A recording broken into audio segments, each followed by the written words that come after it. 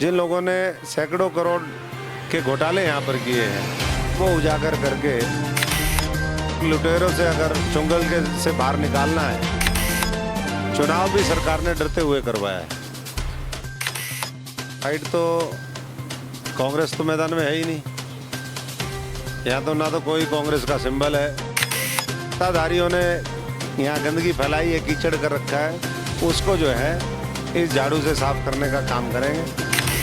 क्योंकि कागजों में तो 4-4 बार सड़कें बन जाती है, काम दिखाई देते हैं, लेकिन धरातल पर जो है कुछ भी नहीं होता। एक बार 19 नंबर में जाते ही सबसे पहले माता जी को ये लगा कि हम किसी इलेक्टेड पार्टी के वो हैं, सत्ताधारी पार्टी के। उन्होंने कहा जी सबसे पहले गली बनवाओ।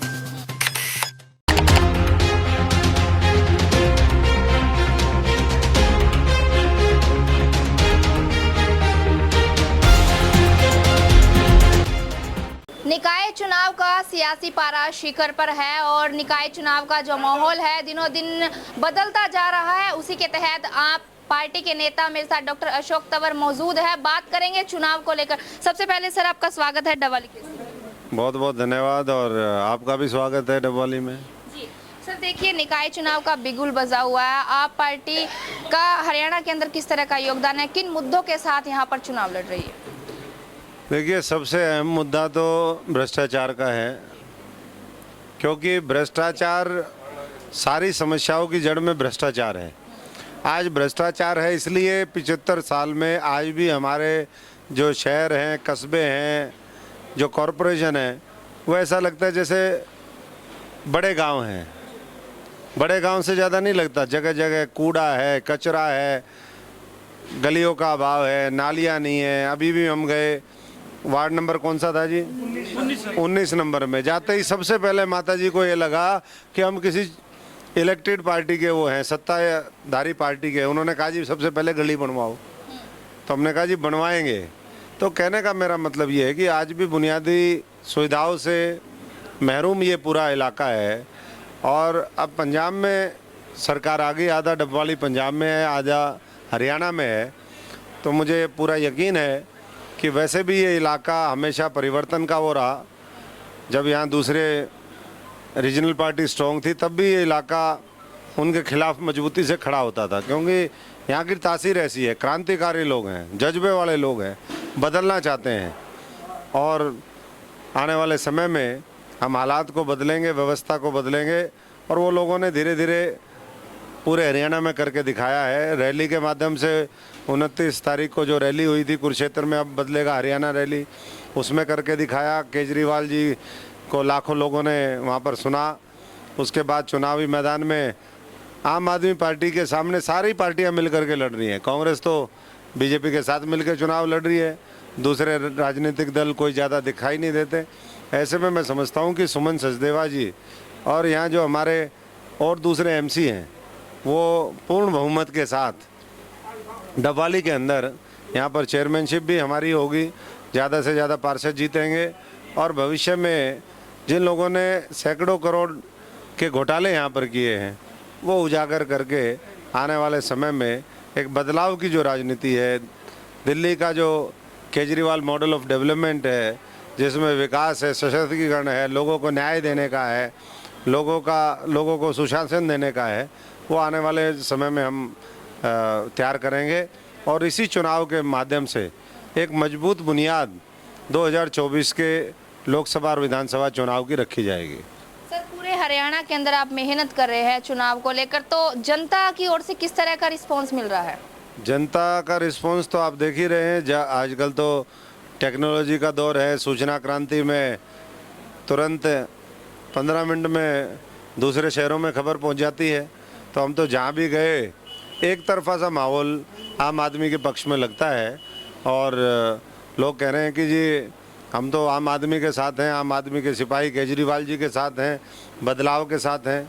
और अब हरियाणा को अगर बदलना है, इन चोर लुटेरों से अगर चुंगल के से बाहर निकालना है, प्रदेश में साधारण परिवार के लोगों को आगे लेकर के आना है, ये राजे रजवाड़े और जो परिवारवाद की राजनीति करते हैं उनसे मुक्ति पानी है। ये साठ गांठ की राजनीति करके जो सत्ता और विपक्ष मिल करके कभी किसानों खिलाफ 3 काले कानून पास कर देते हैं, कभी कर्मचारी के खिलाफ कर देते हैं, कभी हमारे मजदूरों के खिलाफ कर देते हैं, कभी पूंजीपतियों के अडानी और अंबानी के हक में कर देते हैं। तो ये गेम पूरा समझ में आ रहा है और इसलिए अगर भ्रष्टाचार, महंगाई, बेरोजगारी पे अंकुश लगाना है, जातिवाद और सांप्रदायिकता की राजनीति को ख़त्म करना है, अच्छी और सस्ती बिजली और पानी उनको चाहिए, शिक्षा और स्वास्थ्य चाहिए, रोजगार के अवसर चाहिए, विदेशी निवेश और उद्योग धंधे चाहिए, तो उसके लिए एक ही मैं समझता हूँ कि पार्टी है, वो है आम आदमी पार्टी। और वो आम आदमी पार्टी को टपाली के लोग लाना चाहते हैं और लेकर के आएंगे। कि हरियाणा के अंदर चेयरमैन के जितने भी आम आदमी पार्टी के, उनके सिर पर भी ताज सजेगा।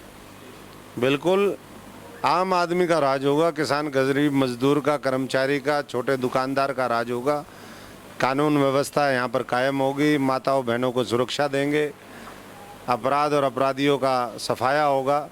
और मुझे लगता है कि सबसे ज़्यादा जो सीटें हैं वो आम आदमी जीत करके ये शहरों में जो इलेक्शंस है इस पे काबिज होगी। और ये चुनाव भी सरकार ने डरते हुए करवाया है, क्योंकि आज से 5 दिन बाद जब बारिश शुरू होगी तो इस डर से इन्होंने करवाया कि बारिश में पानी भर जाता है। आप देखते हैं पूरे शहर जो है तालाब में बदल जाते हैं, छोटी छोटी झीलें बन जाती हैं, गलियों में से ऐसा लगता है जैसे इसमें नहरें चल पड़ी, रजवाए चल पड़े।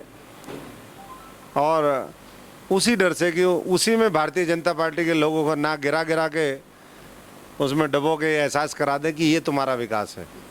कांग्रेस और बीजेपी वालों ने मिलकर के ये मॉनसून से पहले इलेक्शन करवाया, लेकिन कब तक ये होगा लोगों को समझ में आ रहा है और लोग इसी चुनाव में उसका जवाब करारे तौर पे देंगे। तो सर हरियाणा के अंदर जो आम आदमी पार्टी के उम्मीदवार है, तो उनकी फाइट आप किनके साथ मान रहे हैं? देखिए फाइट तो कांग्रेस तो मैदान में है ही नहीं। यहाँ तो ना तो कोई कांग्रेस का सिंबल है, कोई बस में सिंबल लेके आया लूटपाट करके भाग जाएंगे बस में बैठ के। हम तो झाड़ू मार रहे हैं सफाई गंदगी को हटाने के लिए। जो जमी हुई गंदगी है, कालक है, उसको जो है हाँ जो सत्ताधारियों ने यहाँ गंदगी फैलाई है, कीचड़ कर रखा है, उसको जो है इस झाड़ू से साफ करने का काम करेंगे। तो टक्कर में तो मुझे नहीं है, सारे लोग मिलकर के टक्कर में आना चाहते हैं, लेकिन जब जनता टक्कर में है उनके सामने, जनता तो बड़े बड़ों का भूत उतार देती है, इनका भी उतारेगी झाड़ू से। तो सर जिस तरह से बात करें तो हरियाणा के अंदर, पंजाब के अंदर अभी जिस तरह आम आदमी पार्टी ने अपना परचम लहराया है, क्या 2024 में भी हरियाणा के अंदर भी आम आदमी पार्टी अपना परचम लहरा पाएगी? बिल्कुल परचम लहराएगी और बहुत मजबूती से लहराएगी। हरियाणा के लोग देखो खेलों में सबसे ज़्यादा मेडल लेते हैं या नहीं?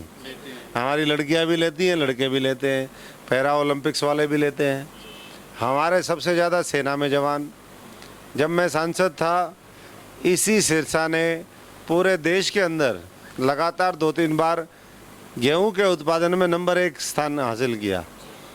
हम कृषि में अव्वल, हम ऑटोमोबाइल उसमें अव्वल, टेक्नोलॉजी में हमारे पास गुड़गांव जैसा एक मिलीनियम सिटी, लेकिन उसकी दुर्गति कर रखी है इन लोगों ने भ्रष्टाचार करके।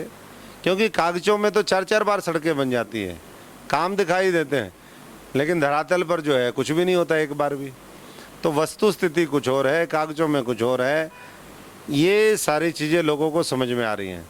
तो इसलिए बड़ा बदलाव की ओर ये प्रदेश और देश अग्रसर है और वो मिलकर के दिखाई देगा। Thank you. तो ये थे डॉक्टर अशोक तंवर, चुनाव को लेकर चर्चा की और इन्होंने बताया कि आने वाली 2024 में भी हरियाणा के अंदर भी पूर्ण रूप से है जो कि आम आदमी पार्टी अपना परचम लहराएगी। अब ये तो समय बताएगा कि आखिर आम आदमी पार्टी किस तरह से अब निकाय चुनाव में जो उनके उम्मीदवार है उनका सिर पर वो ताज सजता है। तो लगातार चुनावी कवरेज दिखाते रहेंगे। बहुत बहुत धन्यवाद।